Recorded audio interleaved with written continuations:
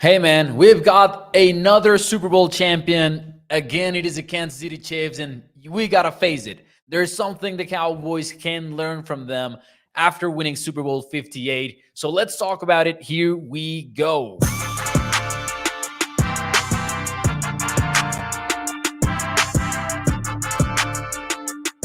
What is up, everyone, and welcome into A to Z Sports Dallas Prime Time. I am your host, Mauricio Rodriguez, streaming with you live every Sunday through Thursday night at 8 p.m. Central here on Dallas On Demand Sports Talk Network with a lot more content coming your way. Make sure that you check out a2zsports.com/Dallas. And as always, do me a favor and hit the like button for me if you enjoy the show. What is up, everyone? Hope that you guys had a fantastic Super Bowl Sunday. We saw each other before the game kicked off, and I think the preview went pretty well. I'm not going to lie. I think there's a lot of things that I liked about the preview that ended up showing up in the game. We talked about disguised coverage, maybe the 49ers having to turn that on a little bit. They did a whole lot of that. Patrick Mahomes' interception actually came on a disguised coverage. They were showing too high, and then they switched to cover one robber right at the snap. We talked a little bit about the cornerback blitzes. Biggest moment of the game. Steve Spagnuolo got the best of Brock Purdy by sending Trent McDuffie by that B gap. So yeah, a lot of things that showed up from that preview. So I'm excited about that. It was a fun game. We saw overtime, and we'll talk about the Super Bowl today. We will absolutely do that, and we'll dive into the lessons that the Cowboys might be able to learn from such a game. Right now, there's some lessons that cannot be learned, including the fact that Patrick Mahomes makes it easy for you to win championships because man, he really is great. I am aware that it wasn't the best game for him necessarily speaking, but when it mattered the most, he put together some pretty impressive drives. So honestly, man, I'm excited to talk just some football with you, try to relate the Super Bowl to the Cowboys as best we can. And we're going to talk about Mike Zimmer just a little bit before we start, though, because Mike Zimmer had an interesting weekend in store for us, and the Cowboys did. Because on Thursday of last week, we first heard Tom Pelissero, Todd Archer, Adam Schefter report that, hey, the Mike Zimmer deal is getting done, right?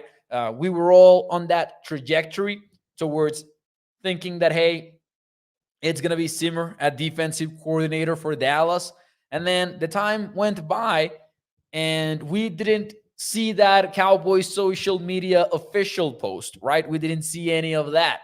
And suddenly, Rex Ryan is saying on ESPN Live, NFL Live, before the Super Bowl that the deal is not done and that he's not so sure that Mike Zimmer is hired as a Cowboys defensive coordinator. We talked a little bit about it yesterday, and my theory, and I shared this with you, was that, hey, this is just Rex Ryan maybe being in denial, right? Because we've heard for several days now that it's Zimmer, and before it was even reported on, whispers were loud about it being Zimmer, right? So I was a little bit, skeptical about Rex's comments, but I will say that I was intrigued by the fact that Brian Broaddus then dropped some knowledge on Twitter X, and that knowledge was a little bit buried by all of the Super Bowl hype.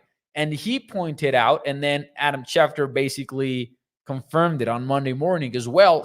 They were pointing out that there was an actual holdup. Now, I'm not sure what that holdup was at all, but there seemed to be a contractual holdup, according to Brian Broaddus. And we know he's well connected. He knows what he's talking about. And man, this is one of those instances where you're like, maybe something was afoot. Maybe Mike Zimmer was asking for a buttload of money. Or maybe the Cowboys were lowballing the guy. Now, based on the history of this franchise, I would never assume that the Cowboys were lowballing somebody. Wink, wink, right? So maybe that was what was going on. Now, if it was, like, damn it, if we're in all-in season, why are we lowballing your pick of defensive coordinator? But hey, it's just speculation on my end. I really don't know if that's what was going on. And then Adam Schefter puts out a story on ESPN talking about the uncertainty around the Mike Zimmer deal throughout the weekend. And then Dallas Morning News shoots back with a David Moore report, which was, hey, nothing was uncertain. We were just taking our time. Jerry Jones was making Super Bowl 58. He was making the NFL honors. Basically, Jerry was busy. And in a time-sensitive NFL, with the NFL scouting combined 2 weeks away from us and free agency a month away from us, they just figured, hey, he can take 5 more days and it doesn't matter. Like, come on, right? That's just, hey, it's me speculating. I'm just having fun here. But I'm not that excited about an all-in season where the Mike Zimmer deal does not get, like, there's not a hiccup in there. Because we heard for at least Brian Broaddus pointing out that, hey, there's actually an issue here, and they hit a spit bump type of thing, right? So what we do know for a not for a fact, but for a 99% fact, it wasn't because Jerry Jones was out there in Las Vegas watching the Super Bowl. It's maybe not great, not a great look for the Cowboys, but you know how they like to negotiate. They are interested in winning deals. That is what they do. Wins are not Lombardi trophies, but man, if they were, not even Patrick Mahomes could compete with this franchise. Let's see what some of you have to say, though. Let me say hi very quickly. We've got Mr. Toxic Tom, who finally is back in the primetime chat. Shout out to you, sir. Thank you for joining the show, man. Haven't been able to catch your show, but Carvin MF Barnes is Toxic Tom Downey burner account here. Hey, man, he has some fans, of course. Shout out to Toxic. Thank you for joining the show. He says, lol, all in season, but I'm too busy. That is our leader. And it probably wasn't the fact that he was busy. It probably was all about negotiating, right? Lisa says, let's go Zimmer. That is right, Lisa. It is official now, so we can be excited about Mike Zimmer as much as we want. You know that I am excited about it. I've talked about this on the show before, and I even went through the 5 reasons why I'm excited for him. And one of them is the fact that he's going to be willing to be aggressive. And even if that doesn't manifest itself like it did with Dan Quinn around, it is still going to show up. The Cowboys are going to blitz a lot with Mike Zimmer. Not in the sense that they're going to be like Brian Flores leading the NFL in blitz rates like he did with the Minnesota Vikings this year, but more in the sense that they're just going to be willing to do it and run a lot of simulated pressures and do the double A gap stuff that we've talked about here on the show too. And of course, he's going to be willing to do something that maybe Dan Quinn wasn't too willing to do, and that is disguise coverages. Show 2 high shells when you're actually going to run a 1 high defense, or the other way around, right? Have your safety lined up at the line of scrimmage only for him to run 20 yards downfield to play a deep half zone. That kind of stuff is what we're going to see with Mike Zimmer, and it's going to be exciting. That's what I'm going to say about that. Now, speaking of that, how about Steve Spagnuolo slowing down the 49ers offense? Now, when I say slowing down, I do say it with a caveat. We're talking about Brock Purdy having pretty efficient numbers in this game. We're talking about the Niners having some, solid yardage as well. At the end of the day, these teams both averaged, like San Francisco averaged 5.4 yards per play.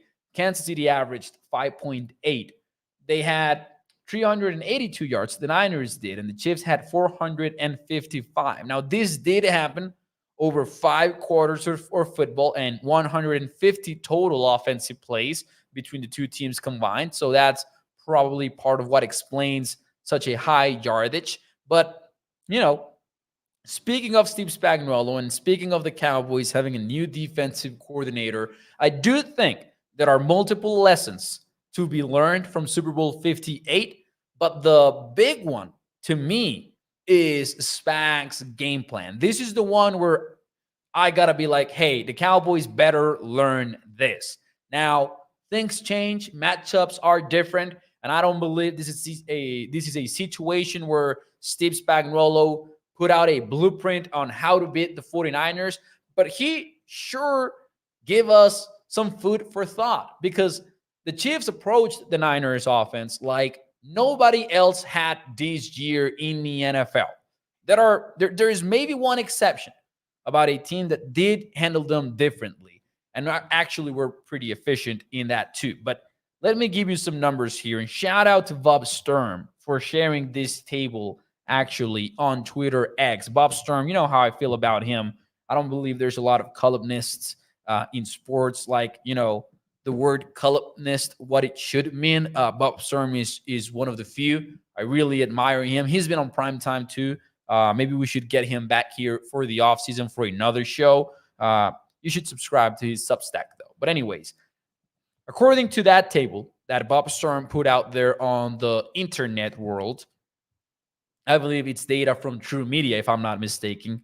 But Steve Spagnuolo, and this is regular season and postseason included, played the Niners, used cover zero at the highest rate that the Niners had faced. Cover zero, man coverage, no safeties up top, and everyone goes get the quarterback. So it's an all-out blitz, what we're talking about there. He ran cover zero in 21% of the plays in Super Bowl 58. The next high team to run cover zero was 17%, and then no one else ran cover zero at above 10% this season versus the San Francisco 49ers specifically. So that's for cover zero. Now, cover one, third highest rate in the NFL. So you're playing them 21% of the time. You're using cover zero. You're sending everyone at Brock Purdy with no safety help. And then 40% of the snaps, you're also going out there with the third highest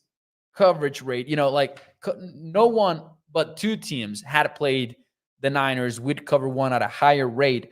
That makes for a 64% man coverage rate on the Super Bowl. And that is the second highest man coverage rate that they had faced all season for the Niners. The only exception, the only team that played man coverage at a higher rate versus the Niners than Kansas City was the Cleveland Browns, who played 71%. The only other team, so we had three teams that played man coverage at an above 50% rate this season versus the Niners. The only team to do over 50% other than Kansas and other than Cleveland was the New York Giants. Now, that's because Wink Martindale loves to do that. Like, he's going to play man coverage. It doesn't matter who he's facing. It doesn't matter what the situation is. Wink Martindale is probably blitzing you, and he's probably running some sort of man coverage. My point here is Steve Spagnuolo got to Super Bowl 58, and he said, oh, yeah, I'm not going to respect Mr. Brock Purdy here. I'm not going to go ahead and do that. I'm going to go after him. And I'm not only going to blitz him, and I'm not only going to play man coverage against this super talented group of playmakers, but I'm going to do it in the biggest moments of the game. Fourth quarter, man, third down, and say that the 49ers move the chains. I really think the game is over there. But Trent McDuffie blitzes through the B gap between the guard and the tackle in perhaps the biggest moment of the game for the 49ers, because they could have won it right then and there and avoid overtime altogether before they score the 53-yard field goal to make it 19 to 16, excuse me. They move the chains there, and Kansas City does not get the ball with 2 minutes to go. They probably get it with 30 seconds, something like that.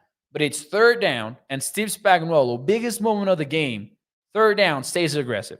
Sends Trent McDuffie, who is in the slot, ready to guard. I believe it's 11. I believe it's a Uke in that play. He blitzes Purdy. He's vacated. A Uke is, and the safety takes him on, and he basically is open, but McDuffie is right in Purdy's face, and he doesn't react properly. I'm not knocking Brock Purdy. It's a very tough play to make, Maybe Tom Brady makes it. Maybe Patrick Mahomes makes it. This maybe Dak Prescott makes it because he's specifically good against the blitz, right? But anyways, my point here is Steve Spagnuolo did not come here scared to coach in the Super Bowl. Now, it isn't quite as simple as play man coverage and blitz the Niners and you're gonna win. You gotta have the talent. You gotta have a Trent McDuffie who played phenomenal football on Sunday. I would have made the argument, hey, he could win Super Bowl MVP because he was targeted 7 times and he allowed 2 catches, had a pass breakup in the end zone, had that blitz that I'm talking about. He did have an unfortunate holding call in overtime that avoided a 3 and out from happening from San Francisco, but Trent McDuffie was lights out. But my point here, as we relate it to the Cowboys very quickly, you've got the quarterbacks to go ahead and do that.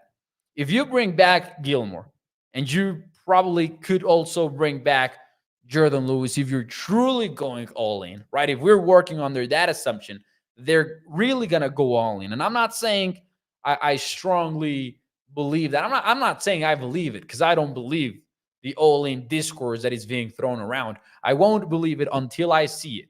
And one of the ways that they could show us that is apart from investing in free agents and apart from maybe pulling off a trade or two to upgrade certain positions, I would like to see them bring back Gilmore and Jordan Lewis potentially. And that way you still have Trevon Diggs coming back from injury. You have Dayron Bland. You have Gilmore and Lewis. And you can play man coverage. You've struggled to beat the Shanahan offense. And I don't know if it will work against Jordan Love quarterback team. I'm not sure it will work against the Matthew Stafford quarterback team. But I think you have the pieces to go ahead and run the same game plan that the Chiefs did against the Niners. The one difference is the inside linebackers. I'll say that, right? But if they're going to spend in free agency, that is a position they should probably spend in. Maybe bring in somebody like Patrick Quinn. But Nick Bolton had a great game, and so did Leo Chenal. And Leo Chenal, I think, was one of the most underrated Chiefs players this postseason and was somebody to watch on this game. Very versatile guy who can do a little bit of everything. He had a QB hit. He had tackle for loss. So good football there from Leo Chenal. But, man, you're strong at cornerback. And I'll also add this. We've talked about it a little bit here on the show. I'm going to maybe do a standalone show on this topic. But the most underrated need on the Cowboys is probably cornerback, especially if you only bring back one of Gilmore and or Lewis. If you only bring back one of those two, then cornerback is absolutely a need for your football team. Because in this league, you better have those corners, man. Because if you don't have those corners, this approach that we saw from Kansas in the Super Bowl is not going to work against nobody. Because you got to be able to hold on man coverage. And the Chiefs did, man. It was a very impressive game. If I had to point towards one lesson from this Super Bowl is that you've got the corners to use this sort of game plan versus a Shanahan-esque offense, at least the 49ers. If the argument is that Brock Purdy specifically cannot kill your blitzes, but you also got to be timely with them, and the Cowboys do need to upgrade their linebacker position 100%. Now, Mike Zimmer's coming in, and I am aware that Dan Quinn was probably more blitz happy than Mike Zimmer. But let me show you something. More than show you, let me tell you something. I have a spreadsheet here with Mike Zimmer's Vikings defenses between 2018 and 2021. And I would go farther back, but I don't have all of the data that I need to do it. Between those 4 years, 2018 to 2021, Mike Zimmer's best defense with the Vikings was in 2018. He was second in EPA per play. His defense was. Success rate, he was fifth. Drop back, he was third. EPA per play. Success rate, sixth. Rush EPA per play, fifth. And rush success rate, 14. So, a little bit more average in that area. But that was by far his best defense with the Vikings in those 4 years. If you look at how he got there, you're going to see that out of those 4 years, that is the year where he played the most man coverage, 10th highest rate in the league, according to Sports Info Solution. It was also the year that he blitzed the most, ranking 11th in the NFL per Sports Info Solutions. And he played MOFO, middle of the field open, the ninth highest rate in the NFL. So that means, cover two quarters, all that, which is the biggest difference that we might see, in my opinion, between his defenses and Quinn's. Quinn was more of a middle of the field closed type of guy, which means cover one, cover three, and all that. So, that is what the Chiefs do too. They play those sorts of coverages. So I'm just saying, man, we saw those numbers early on when Mike Zimmer's name was tossed around ahead of the Cowboys defensive coordinator hire, where we were seeing that Zimmer was actually above average versus Shanahan-esque offenses. And you look at the personnel, and you look at the style of Mike Zimmer, and you look at the results from Steve Spagnuolo on the Super Sunday, and it sure seems like it could fit. It sure seems like, hey, the Cowboys might be cooking something there if Mike Zimmer plays his cards right entering 2024. So we'll see how that all works out. Obviously, I'm not trying to sell you a pipe dream where I'm telling you, Mike Zimmer might be the difference maker and he might get the Cowboys to the Super Bowl. But again, tying it back to Thursday's show, Dan Quinn is not the benchmark for Mike Zimmer. It's not, hey, is he better statistically than Dan Quinn? It's not about that. It's really, just like the rest of the Cowboys season, about what can he do in January in such a matchup versus such an offense like a Shanahan-esque offense, which is what you're going to face if you get to January football again in 2024. Because, man, if you make it to the playoffs, you're likely going to see either the Niners, or you're going to see the Rams, or you're going to see the Packers again, and you better have a better plan than whatever you had with Dan Quinn versus the Green Bay Packers. And I understand there's some questions there about maybe Stephon Gilmore's injury forcing the Cowboys' hand to play more zone coverage, but man, we better see more man coverage when the time comes again for such a game next year. Now, Dallas will have a chance to prove it, in the regular season, of course, because they're going to face the Niners, for instance, in the regular season. That is guaranteed now since the season ended. So, yeah, there you go. Let's see what you guys have to say, though, in the chat. Isidro says, I believe Cowboys Nation was fortunate to land Zimmer. I hope he hits the ground running, he says. And that is going to be a big aspect of how we evaluate and how we look back on the Mike Zimmer hire. There's an adaptation process when you hire a new coach at a coordinator position or a head coaching position, right? You come in with different ideas, things take time. Players talk a lot about how when you learn a system, you're suddenly not thinking about what you're doing, but you're just doing it, right? That is the benefit of sticking with a scheme over an extended period of time. By year 2, year 3, you're no longer thinking, you're just doing. You're just executing.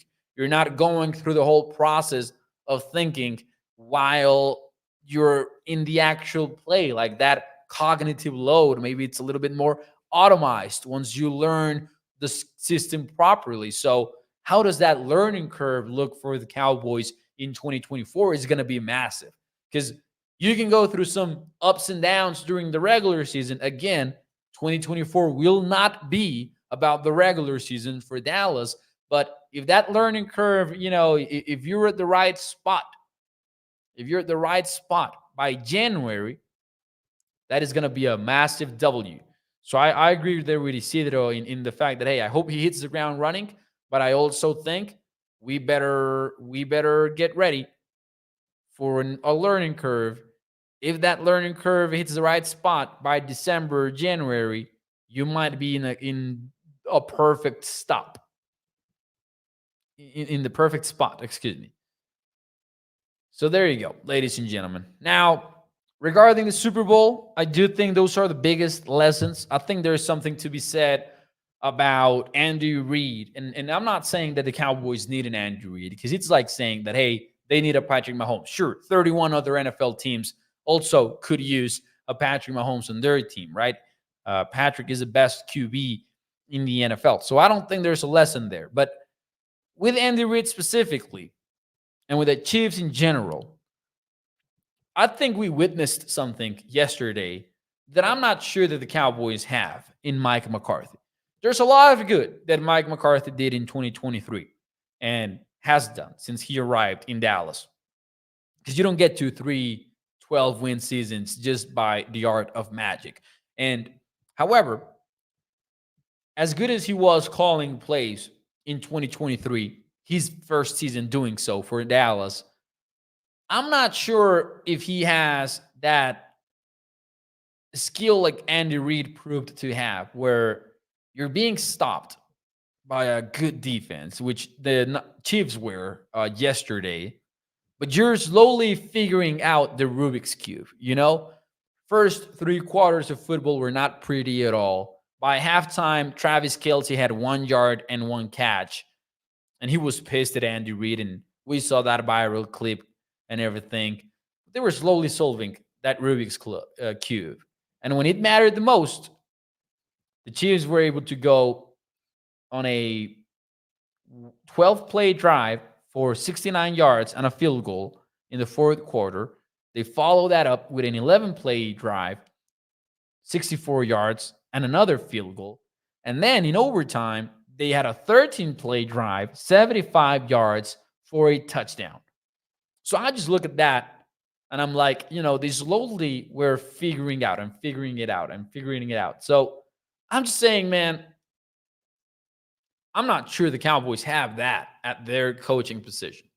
Now, again, it's Andy Reid. It's something different. But, man, something that at least you got to admire. At least we got to bring it up and talk about it.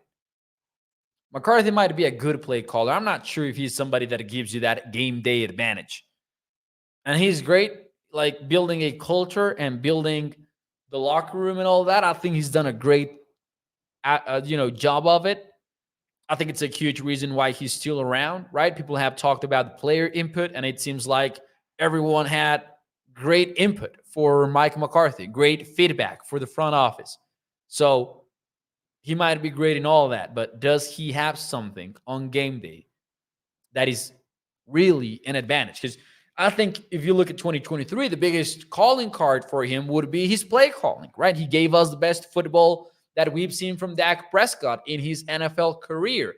Yet we didn't see it in January. And the play calling was not the same as it was during that streak of games where they were just destroying NFL defenses week in and week out. And it was not the same because you were not running a lot of motion. You were somewhat predictable with some of the concepts. And the Packers were on top of it all. So I'm just saying, man, it's one of those things where I'm like, oof. I'm not sure how that looks like moving forward, and if that is the type of Super Bowl game day coach that you would want on your team. Now, Cam says McCarthy's bad at clock management. We know there's a game day disadvantage, right?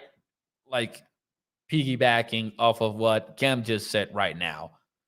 So just a thought. I don't want to be, a downer or anything like that, but just watching that game yesterday was like, man, the Chiefs are not going away. This was supposed to be their worst season in recent memory after they've been dominating the NFL offensively speaking since 2018.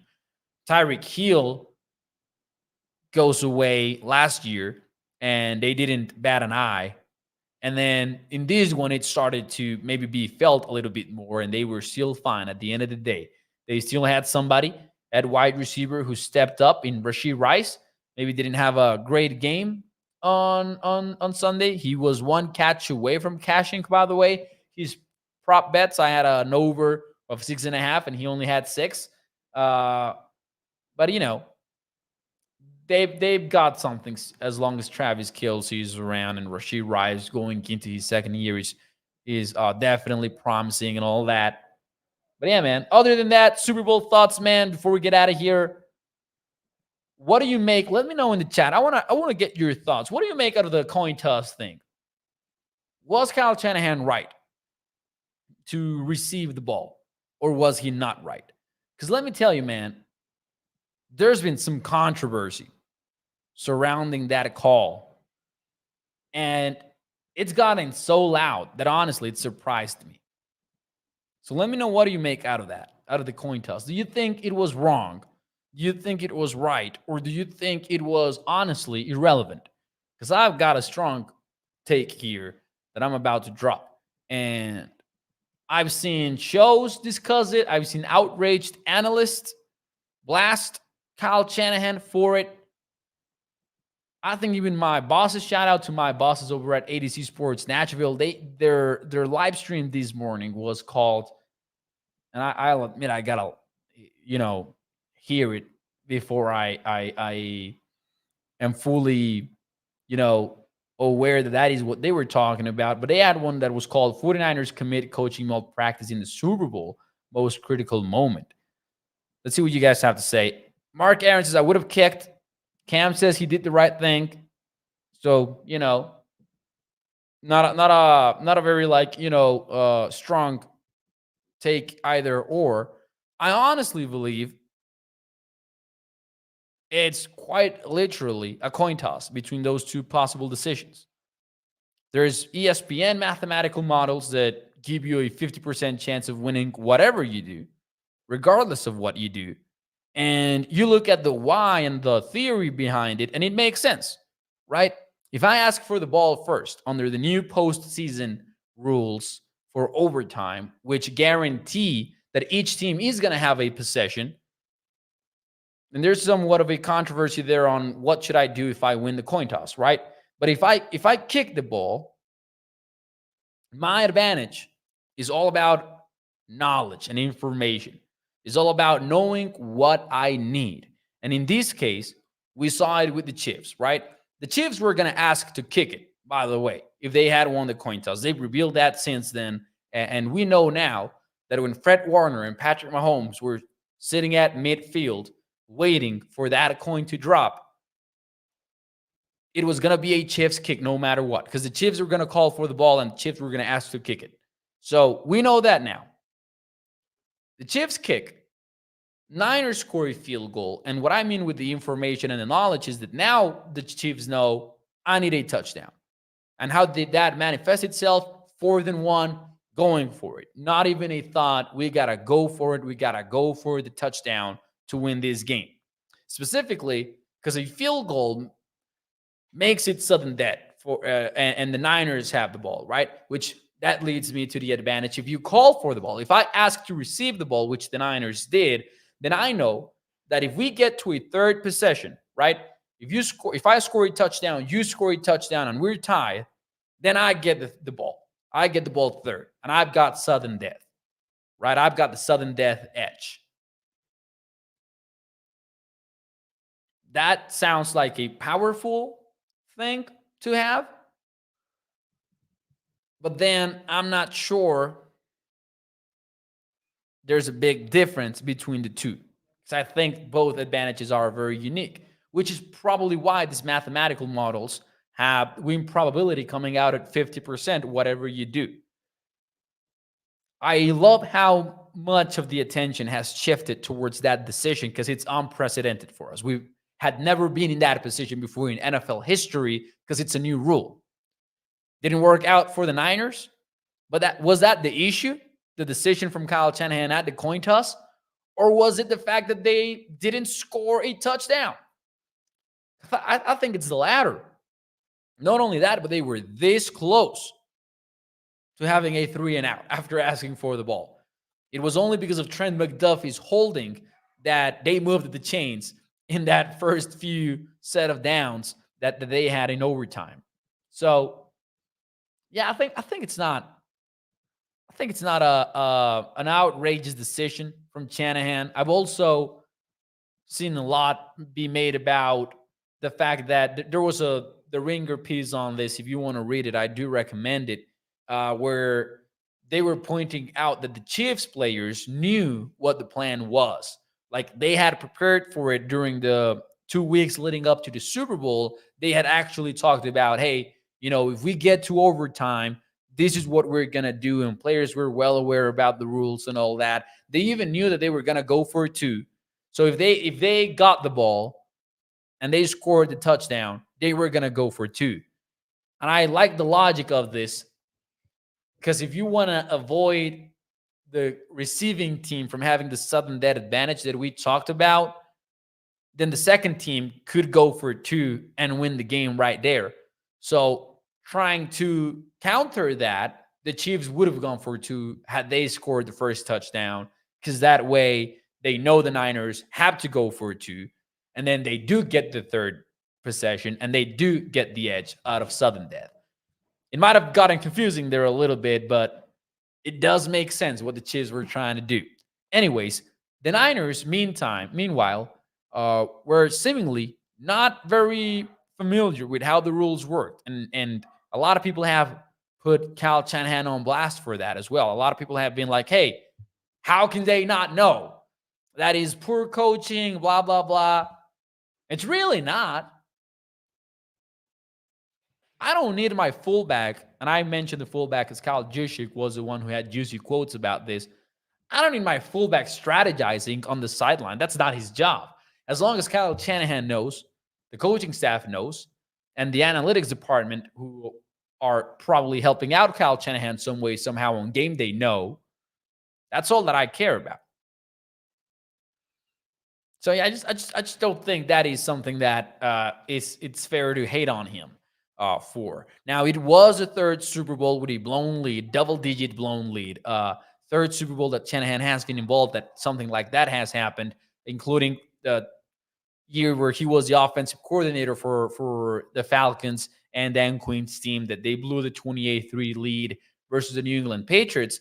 But if we're going to put him on blast, let's put him on blast for how he managed timeouts before halftime, right? This is not new for Shanahan. He's always been scared at leading up to halftime, and he's not always very aggressive with it because he just doesn't want to risk turning the ball over. We could criticize him for that. We could criticize him for his offense going 3 for 12 on third down, or for him maybe not running the ball a little bit more often in the third quarter, or that sort of stuff, right?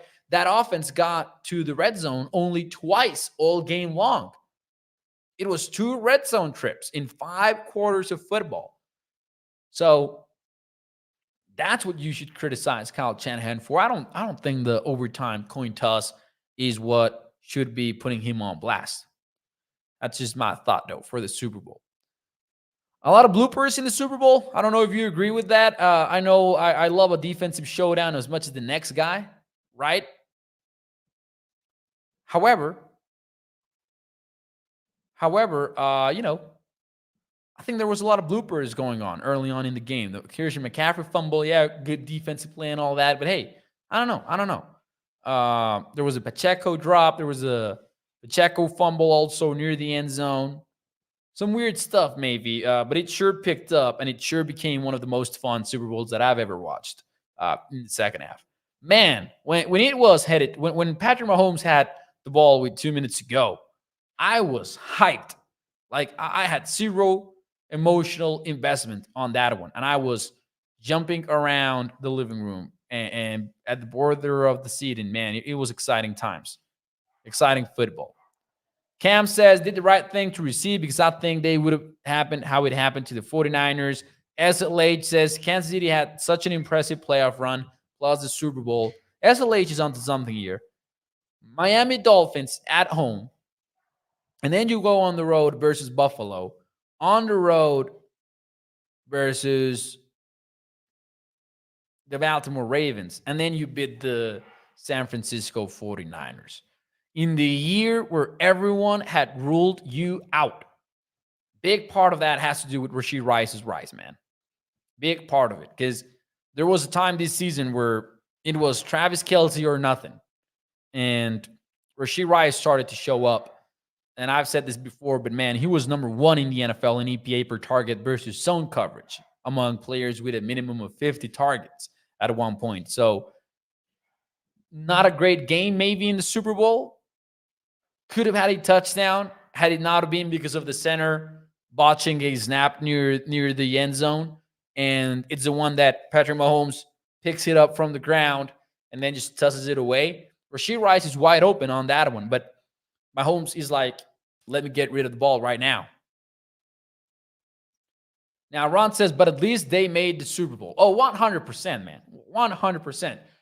Cowboys fans, and I include myself here, like, I wish I had 3 Super Bowl appearances witnessed, right?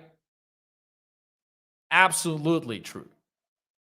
Yet, there's something enjoyable about the fact that 2 things can be so different yet so similar at once, right? Because, hey, we're both gunning for 3 decades now.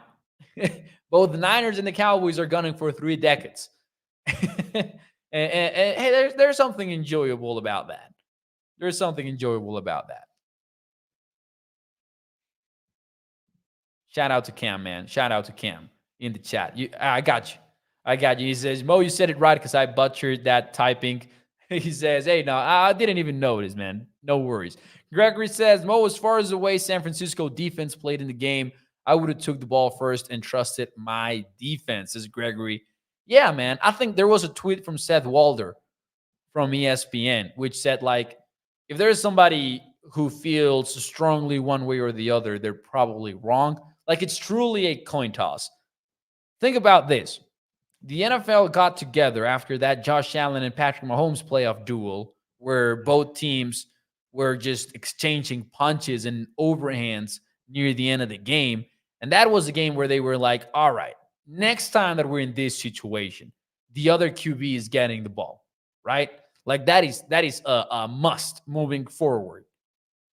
And they had to figure out a way to make it a fair game, to make it to where the coin toss winner or the coin toss loser didn't have a major advantage. And they came up specifically with this way of doing things. And honestly, I think they nailed it. I do think they nailed it.